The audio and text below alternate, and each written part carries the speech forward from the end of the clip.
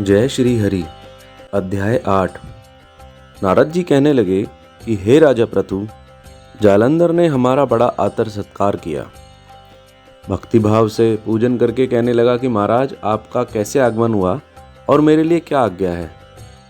हमने कहा कि दैत्यराज, मैं कैलाश गया था, वहाँ पार्वती सहित अवधूत शिव और उनका वैभव देखा तो चकित हो गया कि क्या ऐसा वैभव और किसी का भी हो सकता है। ऐसा विचार कर तीनों लोकों में भ्रमण करता हुआ यहाँ पर आया हूँ। यहाँ आकर तुम्हारी समृद्धि भी देखी है। तुम्हारा और शिव के वैभव में कोई और अंतर तो नहीं है, किंतु तुम्हारा वैभव स्त्री रहित है। भस्म लेपन करने वाले राग रहित कामदेव के शत्रु शिव के पास स्त्री रत्न जैसी पार्वती है। ऐसे यद्यपि तुम्हारे पास अनेक सुंदरियां हैं, परंतु उनमें से कांतिमान पार्वती की तुलना कोई भी नहीं कर सकती है। नारद जी कहने लगे, हे राजा प्रतु, हम तो इतना कहकर वहां से चले आए, परंतु जालंधर ने पार्वती जी की इतनी सुंदरता सुनकर शिव के पास अपना एक दूत भेजा। राहु उसी समय चंद्र के समान उज्जवल कैलाश को काला करता हुआ द्वारपाल नंदी द्वारा रोके जाने तथा शिव के सामने उपस्थित किए जाने पर उनसे बोला कि हे शिव, तीनों लोकों के नाथ और सब रत्नों के स्वामी जालंधर की आज्ञा सुनो।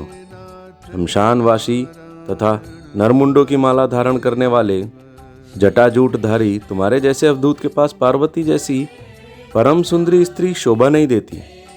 मैं तीनों लोकों का नाथ, सब रत्नों का स्वामी हूँ। क्योंकि पार्वती भी स्त्री रत्न है, अतः वे मेरे साथ ही शोभा दे सकती है। तेरे जैसे भस्म धारण करने वाले योगी के पास नहीं रह सकती। नारद जी कहने लगे कि हे राजा प्रतु, राहु के इतना कहते ही श्री शिवजी ने अपनी प्रकृति में से एक अति भयंकर पुरुष का उत्पन्न किया, जिसका सिंह समान मुख, जलती हुई अग्नि के समान लाल लाल नेत्र और शरीर पर खड़े हुए बाल थे। उत्पन्न होते ही जब वह राहु को खाने के लिए आगे बढ़ा तो राहु भयभीत होकर कहने लगा, हे शिव, मैं तो दूत हूँ, अतः तुम मुझको मत मारो। ऐसा कहने पर शिव ने राहु को पकड़कर आकाश में फेंक दिया। तब वह भयंकर पुरुष राहु को छोड़कर शिव के पास आया और कहने लगा कि मैं भूखा हूँ, मुझे कुछ खाने के लिए दीजिए। तब शिव जी कहने लगे, तुम अपने हाथ पैर को खाओ। जब वह अपने हाथ पैर को खाता हुआ सारे धड़ को खा गया, केवल मुख ही बचा। तब शिव जी ने प्रसन्न होकर कहा कि आज से तुम्हारा नाम कीर्ति मुख होगा और तुम हमारे द्वारपाल होंगे। पहले तुम्हारी पूजा होगी, तुम्हारी पूजा बिना हमारी पूजा निष्फल होगी। उधर राहु आकाश में जाकर बर्बर देश में गिरा। राहु की ऐसी दशा सुनकर जालंधर को बड़ा क्रोध आया। वह दैत्यों की सेना लेकर अपनी पुरी से बाहर निकला।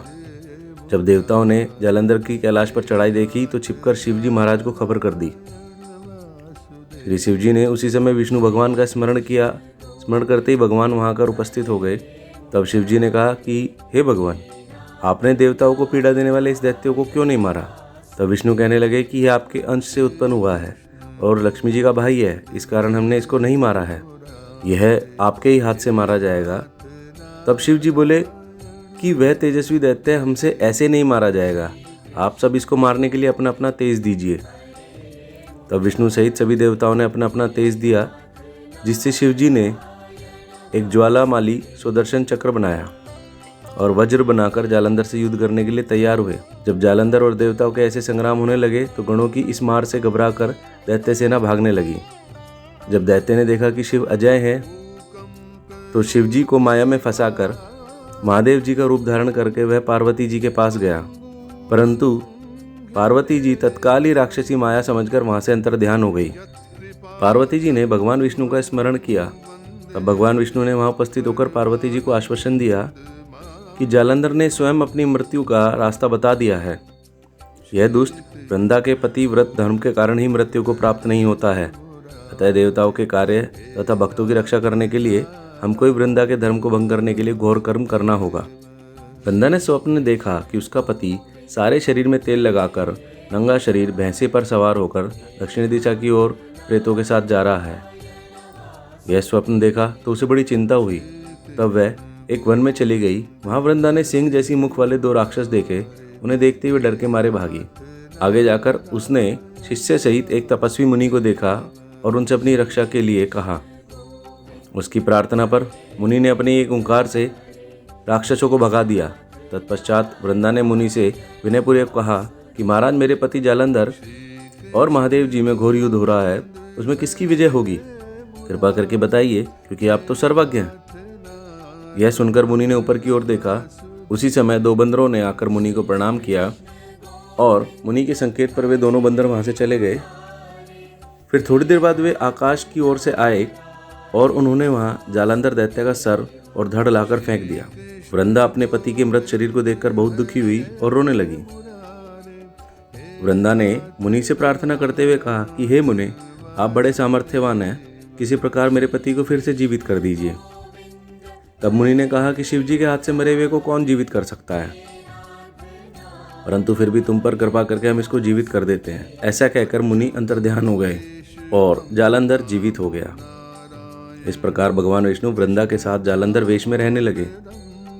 वृंदा भी अपने पति के वेश में विष्णु के साथ उस वन में रमण करती रही, परंतु एक दिन अपने पति के वेश में विष्णु को देखकर वह अत्यंत क्रोधित हुई और श्राप देते हुए बोली कि तुमने मेरा पतिव्रत धर्म नष्ट किया है, इसलिए मैं तुमको श्राप देती हूँ कि तुम अभी शिला हो जाओ। नारद जी कहने लगे कि हे राजा पृथु, भगवान कृष्ण ने देवताओं तथा अपने भक्तों के कार्य के लिए पतिव्रता वृंदा का यद्यपि शील हर लिया, परंतु वे मन ही मन अत्यंत दुखी हुए और बोले, हे वृंदे, मैं तुम्हारे श्राप को ग्रहण करता हूँ और अवश्य मैं शिलारूप हो जाऊंगा, परंतु तुम भी वृक्ष रूप होकर मुझसे मिलोगी।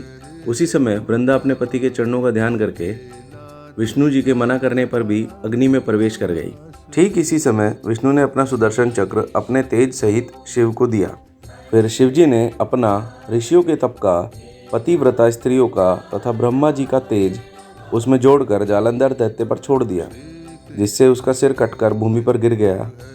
सिर और धड़ अलग होते ही जालंधर का तेज उसके शरीर से निकलकर शिव जी में समा गया तथा वृंदा का तेज पार्वती जी में समा गया। विष्णु जी वृंदा की चिता में पश्चाताप में लौटने लगे।